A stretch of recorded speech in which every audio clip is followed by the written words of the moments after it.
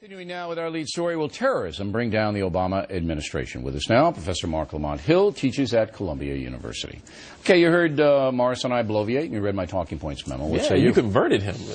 You know, because we're logical people here, Hill, you know, unlike you. He ran right over. It was like watching the Globetrotters. It was like watching the Globetrotters game. Come on. If you're not going to agree with me, you better have a powerful argument, because this is all about emotion. No, this is all about emotion. There are some issues that I think you're right about, and some of these issues you're way wrong about. First of all, his poll numbers aren't low because of his treatment of the war on terror. I would agree with that, but they're going to go down further if there's another attack, big time. Go ahead. Well, perhaps it depends on his response to it. I think over the last week he's gotten more and more intense. He's gotten more hawkish. He's gotten more stern. And you saw the numbers go up. You say it's because of Christmas or whatever, but I think it's because people like his response. Maybe. No, that's absolutely the case. But they don't like the fact that the underwear bombers in civilian court in Detroit. All the polls show that. I don't think people really deep down. Well, then you're rejecting the scientific information, and you as a professor should be ashamed. No. People, I think people are reactionary, and at the moment may say, you know what? I want him waterboarded. I want him getting a military court, or even a kangaroo court. They may want that right now, but in the long term, a big chunk of the American people will appreciate the civilian court process. When Khalid Sheikh Mohammed is found guilty and him and his 11 cohorts are executed, the American people will be fine with it. Yeah, and that'll be in about 10 years when you'll be president or something like that, if we're going the way we go. Okay, now look. Do you think President Obama has been tough enough on al-Qaeda? Because al-Qaeda has momentum now. There's no doubt they do. Has he been tough enough on them? I think he has been tough enough. I think the question, though, is has he been projecting toughness sufficiently? And that's two different issues. I think he's doing the right things in terms of toughness. But the problem is when you wait until Monday to come out to speak out against this, when you have people like Napolitano saying the system worked properly, those are public relations gaffes that make him seem softer than he really is. So you think he's doing the right thing in policy, but he's not selling that he's a tough guy. He doesn't look tough. Okay. Now, you have to answer this question, and don't dodge it. Never. There's no spin zone. That's right.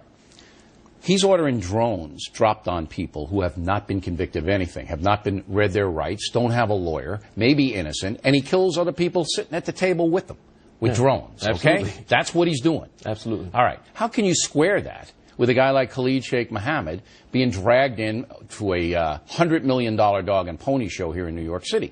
Khalid Sheikh Mohammed, why don't you just drop a drone on him? Oh, Bill. I'll concede that there's a contradiction between some of his military actions abroad and what he's doing here domestically with the civil trial. You'll concede that. I concede that. I agree. Right. Okay. And as a leftist, I've always had a problem with what he's been doing abroad. Remember, absolutely. I've been saying pull those You wouldn't drop the drones on him, right? No, absolutely not. No, you drop a little leaflet saying, please be nice. I give him a stern talking to. Please be nice. Yeah. Okay, go ahead. So, no, I mean, obviously, war is necessary sometimes. Remember, I had a very different stance on Iran, but with this particular issue with Afghanistan, I think it's different. With terrorism, I think it's different. Well, we're talking al-Qaeda. I think we need to be targeting al-Qaeda. No, I think we need to. No, but I'm just saying the response is dictated by the circumstance. And I'm saying in this particular circumstance, civilian trials make sense, but there is a contradiction.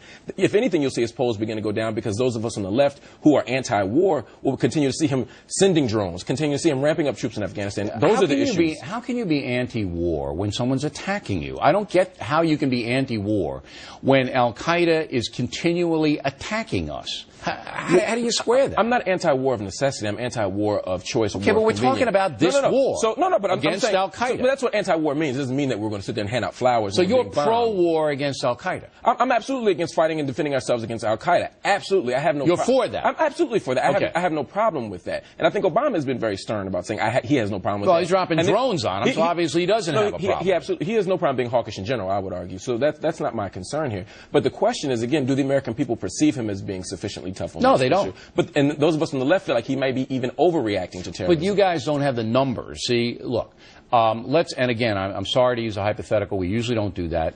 But we are basing it on facts. Al-Qaeda knows it has an advantage now. It knows it has disrupted worldwide commerce because of this underwear god. Well, it is an advantage. You think that Al-Qaeda has an advantage on the United States government and military right now? Is that what you're saying? I think Al-Qaeda has an advantage because this stupid thing, where this guy couldn't ignite the little bomb in his underpants, has caused a massive disruption of commerce all over the world. That's a victory for Al-Qaeda. They have a victory. They're emboldened. They have some momentum, but they do not have an advantage on the United States military. Well, as a patriot, I just can't say that. They have an advantage in the sense that our massive bureaucracy is now responsible in capturing every underwear guy in the world, and it's impossible. And I think we're capable. It's impossible. But I think we're not capable. Nobody could do it. But we are capable of protecting our own shores. I think we can do that.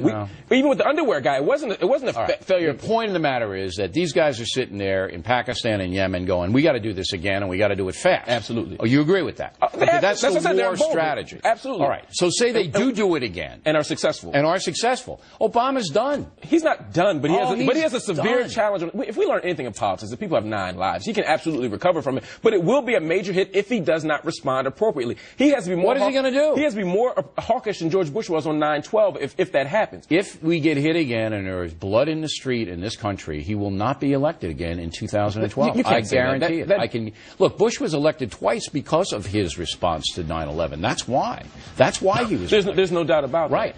And the converse will be true. But why can't we assume that Obama has the same capacity to respond to a crisis in such a way that he gets reelected? He'd have to do something unbelievably aggressive, which would make you break out in hives. You're absolutely right, but he has no problem being unbelievably aggressive. That's what he just did in Afghanistan because he got accused of dithering. That's what he does. The American people want the guy waterboarded right now. He may go ahead and even waterboard. I mean, he's a slave to the polls right now. I have no idea what Mark Lamont Hill said in the last 12 seconds, but it's great to see you. You should rewind the tape. It's really insightful. All right.